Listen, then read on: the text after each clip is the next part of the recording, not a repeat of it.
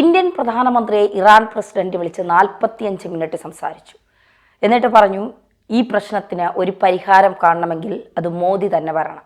അതായത് ലോക സമാധാനത്തിന് നൊബേൽ സമ്മാനത്തിന് വേണ്ടി ഓടിക്കൊണ്ട് നടക്കുന്ന ട്രംപ് വിചാരിച്ചാൽ പോലും ഞങ്ങളുടെ പ്രശ്നം പരിഹരിക്കില്ല, ഇത് കൂടുതൽ വഷളാവുകയുള്ളൂ. ഇന്ത്യൻ പ്രധാനമന്ത്രി ഇതിൽ ഇടപെടണം. പറയുന്നത് ഇറാനിലെ പ്രസിഡന്റാണ്. സത്യത്തിൽ ഇന്ത്യക്കാരെല്ലാം അഭിമാനിക്കേണ്ട സമയമാണ്. ആ 45 മിനിറ്റിൽ എന്തൊക്കെയാണ് സംസാരിച്ചത്? ഈ പ്രശ്നം സൗഹൃദമായി പരിഹരിക്കാനുള്ള നീക്കങ്ങൾ ഇന്ത്യയുടെ ഭാഗത്തുനിന്നുണ്ടാകുമോ? 18,000 കിലോമീറ്റർ സഞ്ചരിച്ചാണ് അമേരിക്കയുടെ B-2 സ്റ്റെൽത്ത് ബോംബർ വിമാനങ്ങൾ ഇറാനിലേക്ക് പറന്നെത്തുകയും അവിടുത്തെ നദാൻസ്, ഫോർദോ, ഇസ്ഫഹാൻ തുടങ്ങിയ ആണവ കേന്ദ്രങ്ങൾക്ക് നേരെ ആക്രമണം നടത്തുകയും ചെയ്തു. അതിനുശേഷം അമേരിക്കൻ പ്രസിഡന്റ് ഡൊണാൾഡ് ട്രംപ് ഔദ്യോഗികമായി പറയുന്നു, ഞങ്ങൾ ഇറാൻ്റെ ആണവ കേന്ദ്രം ആക്രമിച്ചിട്ടുണ്ട്, ഞങ്ങളുടെ ലക്ഷ്യം ഏതാണ്ട് പൂർത്തിയായിട്ടുണ്ട്, ഞങ്ങളുടെ വിമാനങ്ങൾ സേഫായിട്ട് തിരിച്ചെത്തി. ഈ പറഞ്ഞ് അല്ലെങ്കിൽ ഈ സംഭവം ഉണ്ടായി മണിക്കൂറുകൾക്ക് ശേഷം ഇറാൻ പ്രസിഡന്റ് പെസഷ്കിയാൻ ഇന്ത്യൻ പ്രധാനമന്ത്രി നരേന്ദ്രമോദിയെ ഫോണിൽ വിളിക്കുന്നു. ഇരുവരും തമ്മിലുള്ള സംഭാഷണം 45 മിനിറ്റോളം നീണ്ടു നിൽക്കുന്നു.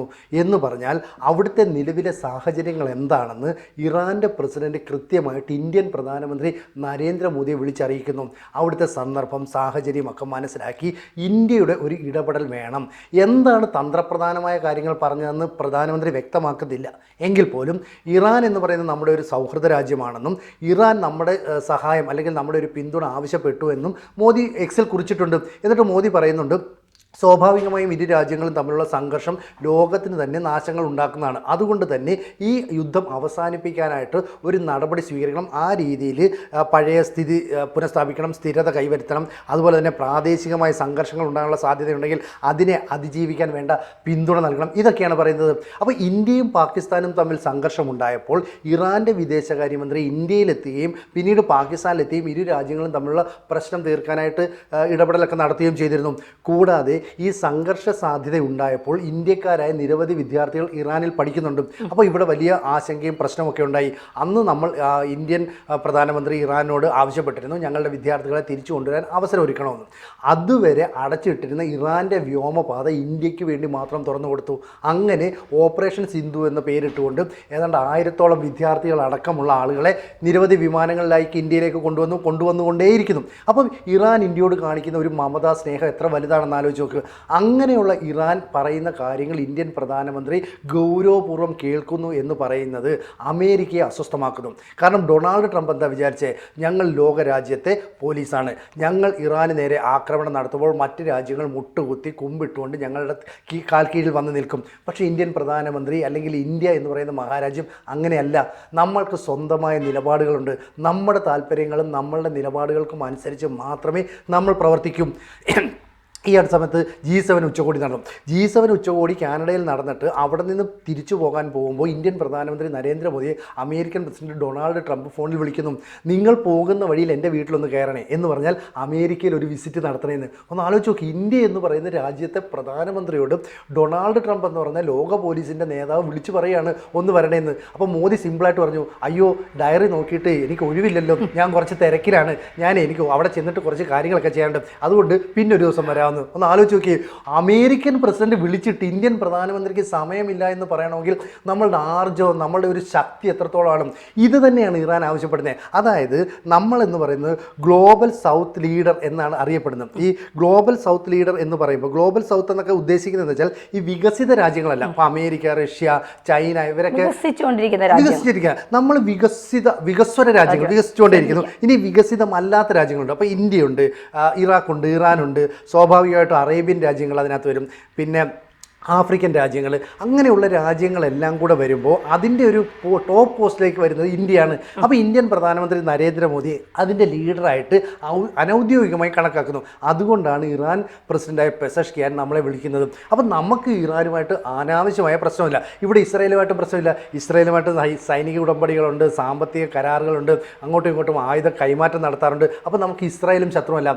ഇറാനുമായിട്ടും തോളിൽ കൈയിടും, ഇസ്രായേലുമായിട്ടും തോളിൽ കൈയിടും. അതുകൊണ്ടാണ് ഇറാൻ ആവശ്യപ്പെടുന്നത്, നിങ്ങൾ ഞങ്ങളുടെ കൂടെ നിൽക്കാനല്ല, ഈ പ്രശ്നം അന്താരാഷ്ട്ര തലത്തിൽ പരിഹരിക്കാൻ ഗ്ലോബൽ സൗത്തിൻ്റെ ലീഡർ എന്ന നിലയിൽ നിങ്ങൾ മുൻകൈ എടുക്കണം. അപ്പോൾ അമേരിക്കയ്ക്ക്, റഷ്യയ്ക്ക്, ചൈനയ്ക്കൊക്കെ തുല്യം നിന്നുകൊണ്ട് ഒരു മധ്യസ്ഥൻ്റെ റോൾ വഹിക്കാൻ ഇന്ത്യക്ക് സാധിക്കും. അതുകൊണ്ടാണ് ഇന്ത്യൻ പ്രധാനമന്ത്രിയുമായിട്ട് 45 മിനിറ്റ് ഇറാൻ്റെ പ്രസിഡന്റ് സംസാരിച്ചത്. അമേരിക്കയ്ക്ക് അസൂയ ഉണ്ടാകാതിരിക്കുമോ? തീർച്ചയായിട്ടും. നമ്മളെ സംബന്ധിച്ചിടത്തോളം ഇന്ത്യ എപ്പോഴും സമാധാനം ആഗ്രഹിക്കുന്ന ഒരു രാജ്യമാണ്. ഒരിക്കലും പാകിസ്ഥാനോട് അങ്ങോട്ട് പോയി ഇന്ത്യ യുദ്ധം നടത്തിയിട്ടില്ല.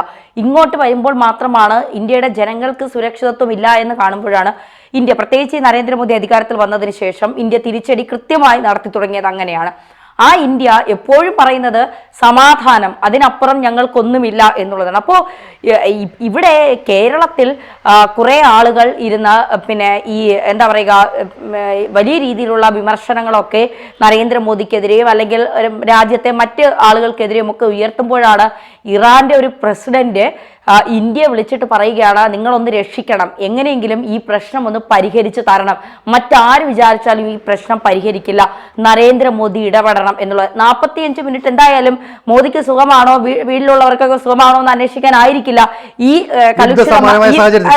യുദ്ധസമാനമായ സാഹചര്യത്തിൽ ഇറാൻ പ്രസിഡന്റ് വിളിക്കാൻ. ഈ 45 മിനിറ്റ് സംസാരിച്ചത് ഗൗരവമേറിയ കാര്യങ്ങൾ തന്നെയാകും. ട്രംപ് ഞങ്ങളെ തകർക്കാനായി ശ്രമിക്കുന്നു, അപ്പോൾ ഇതിനൊരു പരിഹാരം കാണണം. ഈ ഇന്ത്യയെ സംബന്ധിച്ചിടത്തോളം ഇസ്രായേൽ ഇറാനെക്കാളും ഇന്ത്യക്ക് പ്രാധാന്യമുള്ള രാജ്യമാണ്. കാരണം ഇസ്രായേലിന് അഭയം കൊടുത്തത് ഇന്ത്യയാണ്. ഇന്ത്യക്ക് ഒരു പ്രശ്നം വന്നപ്പോൾ സഹായിച്ച രാജ്യമാണ് ഇസ്രായേൽ. ഇസ്രായേലിന്റെ പാഠപുസ്തകങ്ങളിൽ ഇന്ത്യയെക്കുറിച്ച് പരാമർശിക്കുന്നുണ്ട്. അപ്പോൾ അങ്ങനെ നോക്കിയാലും ഇസ്രായേലും ഇന്ത്യക്ക് ഏറ്റവും പ്രധാനപ്പെട്ട രാജ്യങ്ങളിലൊന്നു തന്നെയാണ്. ഈ രണ്ട് രാജ്യങ്ങളും സൗഹൃദമല്ല എങ്കിൽ പോലും സമാധാനപരമായി പോകണമെന്ന് ഇന്ത്യ ഏറ്റവും കൂടുതൽ ആഗ്രഹിക്കുന്നുണ്ട്. ഇപ്പൊ ഇറാനും നമുക്ക് പ്രിയപ്പെട്ട രാജ്യം തന്നെയാണ്. കാരണം നമ്മുടെ വിദ്യാർത്ഥികൾ അവിടെ കുടുങ്ങിയപ്പോൾ മോദി വിളിച്ചു പറഞ്ഞപ്പോൾ നമുക്ക് വേണ്ടി മാത്രം വ്യോമപാത തുറന്ന ഇറാനെ നമ്മൾ ഈ സമയത്ത് മാറ്റി നിർത്താൻ നമുക്ക് കഴിയില്ല എന്നുള്ളതാണ്. അപ്പോ തീർച്ചയായിട്ടും ഒരു സമാധാനം ഉണ്ടാകണം. അല്ലാതെ ഒളിച്ചിരുന്നു കൊണ്ട് ബങ്കർ ബസ്റ്റർ ബോംബുകൾ വിട്ട് വീണ്ടും പ്രകോപിതരാക്കാതെ അതെങ്ങനെ അവസാനിപ്പിക്കാം, ഏത് തരത്തിൽ ചർച്ച ചെയ്ത് ഇരു രാജ്യങ്ങളിലെയും നേതാക്കന്മാരെ വിളിച്ചിരുത്തി എന്തൊക്കെ ഡിമാൻഡുകൾ അംഗീകരിച്ചുകൊണ്ട് ഇത് അവസാനിപ്പിക്കാം. ഇപ്പോൾ യുറേനിയം സമ്പുഷ്ടീകരണമാണല്ലോ ഇവരുടെയൊക്കെ പ്രശ്നം. അക്കാര്യത്തിൽ ഇറാന്റെ ഭാഗത്തുനിന്ന് ഒരു വിട്ടുവീഴ്ച ഉണ്ടായാൽ തീർച്ചയായിട്ടും ഇത് തീർക്കാം എന്നുള്ള ഒരു നിലപാട് മോദി വെച്ചാൽ, മോദി ട്രംപിനെ പോലെയല്ല, ഇന്ന് പറഞ്ഞത് നാളെ മാറ്റി പറയില്ല, മറ്റന്നാ പറഞ്ഞതല്ല. ട്രംപിന് സെക്കൻഡുകൾക്കനുസരിച്ചാണ് നിലപാടില്ലായ്മ ഉണ്ടാവുന്നത്. മോദിയെ സംബന്ധിച്ചും ഇന്ത്യയെ സംബന്ധിച്ചും അങ്ങനെയല്ല. ഇന്ത്യക്ക് സിനിജി പറഞ്ഞതുപോലെ വ്യക്തമായ നിലപാടും കാഴ്ചപ്പാടും ഉള്ള ഒരു രാജ്യമാണ് ഇന്ത്യ. ആ ലെവൽ വിട്ട് ഇന്ത്യ ഒരിക്കലും പിന്മാറില്ല എന്നുള്ളതും അതിൽ നിന്ന് മാറി ചിന്തിക്കുന്നില്ല എന്നുള്ളതും ഒരു യാഥാർത്ഥ്യമാണ്. അപ്പോൾ ഇവിടെ ഇന്ത്യയുടെ ഇടപെടലിലൂടെ ഈ പ്രശ്നം പരിഹരിച്ചാൽ അത് ഇന്ത്യക്കാർക്ക് അഭിമാനിക്കാം എന്നതിനപ്പുറം ചരിത്ര രേഖകളിൽ കൂടി അത് എഴുതപ്പെടും എന്നുള്ളതാണ് യാഥാർത്ഥ്യം. ശരിക്കും പറഞ്ഞാൽ ഇപ്പം ഇസ്രയേലിൻ്റെ പ്രധാനപ്പെട്ട ആവശ്യം ഇറാനിൽ ഒരു ഭരണമാറ്റം കൊണ്ടുവരിക എന്നുള്ളതാണ്.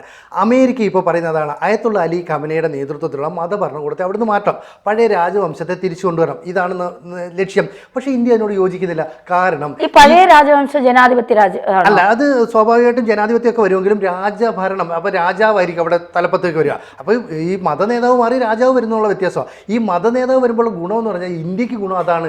ശരിക്കും പറഞ്ഞാൽ ഇയാൾ ഭയങ്കര തീവ്രവാദ നിലപാടൊക്കെ ആണെങ്കിൽ പോലും ഇന്ത്യക്ക് ചാബഹാർ തുറമുഖം വിട്ടുതരുന്നു, ഇന്ത്യയുമായിട്ടുള്ള നയതന്ത്ര ബന്ധങ്ങൾ കൂടുതൽ ശക്തമാക്കുന്നു, ഇന്ത്യക്ക് ഓയിലുമായിട്ട് കച്ചവടത്തിന് ഒരുപാട് വിട്ടുവീഴ്ചകൾ വിട്ടുതരുന്നു. അങ്ങനെ എല്ലാ കാര്യത്തിലും പെസഷ്കിയാനും അല്ലെങ്കിൽ ആയത്തുള്ള അലി ഖമനയും ഒക്കെ ഇന്ത്യയുമായിട്ട് കൂടുതൽ യോജിക്കുന്നു എന്ന് പറയാം. നമുക്ക് ഇസ്രായേലിനോട് വിരോധം ഉണ്ടായിട്ടില്ല. പക്ഷേ ഇറാൻ നമ്മളടുത്ത് കൂട്ടു നിൽക്കുന്നത് ഈ രാജവംശം കഴിഞ്ഞിട്ടുള്ളതാണ്. ചരിത്രത്തിൽ ഈ രാജവംശം ഭരിക്കുമ്പോൾ ഇന്ത്യയുമായിട്ട് അത്ര നല്ല ബന്ധമല്ല. അപ്പോൾ ഇന്ത്യക്ക് ഇസ്രായേലുമായിട്ട് നല്ല ബന്ധമുണ്ടെന്ന് ഇറാൻ അറിയാം. കാരണം നമ്മൾ ആയുധങ്ങൾ അങ്ങോട്ടും ഇങ്ങോട്ടും കൊടുക്കുന്നുണ്ട്. ഇപ്പോൾ ഈ നെതന്യാഹു നമ്മുടെ അടുത്ത് വിളിച്ചിട്ട് മോദിയോട് ആയുധ സഹായം ചോദിച്ചിട്ടുണ്ട്, ഇറാനെതിരെ പോലും നമ്മൾ ആയുധം കൊടുത്തിട്ടുണ്ട്. ഇതൊക്കെയാണെങ്കിലും നമ്മളുടെ നിലപാട് വളരെ കൃത്യവും വ്യക്തവുമാണ്. കാരണം നമ്മൾ ഇസ്രായേലിൻ്റെയും കൂടെ നിൽക്കില്ല, ഇറാൻ്റെയും കൂടെ നിൽക്കില്ല, നമ്മളൊരു മധ്യമേഖലയിലൂടെ കടന്നു പോകും. ഇവിടെ എന്താ പ്രശ്നമെന്ന് പറഞ്ഞാൽ അമേരിക്ക എടുക്കുന്ന ഒരു ഇരട്ടത്താപ്പാണ്. അതായത് അമേരിക്ക ഇറാനെ കുറ്റപ്പെടുത്തുന്നത് എന്തുകൊണ്ടാണ്? നിങ്ങൾ ഹമാസ്, ഹിസ്ബുള്ള, ഹൂത്തി തുടങ്ങിയ പ്രോക്സികളെ, ഭീകര സംഘടനകളെ വളർത്തി ഇസ്രായേലിനെ തകർക്കുന്നു. ശരിയാണ്, നമ്മൾ അംഗീകരിക്കുന്നു. അങ്ങനെയാണെങ്കിൽ എന്തിനാണ് അമേരിക്കൻ പ്രസിഡന്റ് ഡൊണാൾഡ് ട്രംപ് ഭീകരവാദത്തെ ഊട്ടി വളർത്തുന്ന പാകിസ്ഥാനിലെ സൈന്യാധിപൻ അസിമുനീറെ വിളിച്ച് ലഞ്ച് കൊടുക്കുന്നത്? അപ്പോൾ അവിടെ ഒരു ഇരട്ടത്തപ്പില്ല. അപ്പോൾ ഭീകരവാദം നടത്തുന്ന പാകിസ്ഥാൻ എല്ലാ പിന്തുണയും നൽകുന്നു, അവർക്ക് സാമ്പത്തിക സഹായം നൽകുന്നു, അവിടെ ചില എയർ ബേസുകൾ സൃഷ്ടിക്കാൻ അമേരിക്ക ശ്രമിക്കുന്നു. പകരം ഇപ്പുറത്ത് ഇറാനെ കുറ്റപ്പെടുത്തുന്നു. നമ്മൾ ആ നിലപാടില്ല. ഇറാൻ തെറ്റ് ചെയ്തിട്ടുണ്ടെങ്കിൽ അവരെ ആക്രമിച്ചോട്ടെ, ഇസ്രായേലിൻ്റെ കാര്യത്ത് അവർ രൂക്ഷമായ ആക്രമണം നടത്തുകയാണെങ്കിൽ അതും തെറ്റാണ്. കാരണം കാരണം ഇസ്രായേൽ ആക്രമണത്തിൽ ഇറാൻ്റെ സൈനിക തലവന്മാരെ ഉൾപ്പെടെ കൊന്നു, അവിടുത്തെ ആണവ ശാസ്ത്രജ്ഞന്മാരെ കൊന്നു. വലിയ തിരിച്ചടിയാണ്. ഇറാൻ തിരിച്ചങ്ങോട്ടേക്ക് ഹൈപ്പർസോണിക് മിസൈൽ അയച്ചുകൊണ്ട് ജെറുസലേമിനെ തകർക്കുന്നു, ടെല്ലവീവിന് നേരെ ആക്രമണം നടത്തുന്നു, ഹൈഫ തുറമുഖത്തിന് നേരെ ആക്രമണം നടത്തുന്നു. അവിടെ നമ്മുടെ അദാനിക്കൊരു പോർട്ടുമുണ്ട്, എന്നിട്ട് പോലും നമ്മൾ അതിനകത്ത് അനാവശ്യമായ ഇടപെടൽ നടത്തുന്നില്ല. ഇവിടെ ട്രംപിൻ്റെ ആവശ്യം എന്താ? ഞാൻ യുദ്ധത്തിന് ഇറങ്ങി പുറപ്പെട്ടെങ്കിൽ ഇന്ത്യയും വന്ന് എൻ്റെ അടുത്ത് തൊഴിൽ നിൽക്കണം, നമ്മൾ പറഞ്ഞു പോയി പണി നോക്ക്, നമുക്ക് അതിനോട് താല്പര്യമില്ല. അപ്പോൾ ട്രംപിൻ്റെ ഈ നിലപാടിനോട് നമ്മൾ യോജിക്കാത്തത് കൊണ്ടാണ് പെസഷ്കിയാൻ നേരിട്ട് ഇന്ത്യൻ പ്രധാനമന്ത്രി നരേന്ദ്രമോദിയെ വിളിച്ചത്. ലോകത്തിലെ അമേരിക്ക കഴിഞ്ഞാൽ ഒരു വൻ ശക്തി എന്ന് പറയുന്ന ആരാ? റഷ്യ.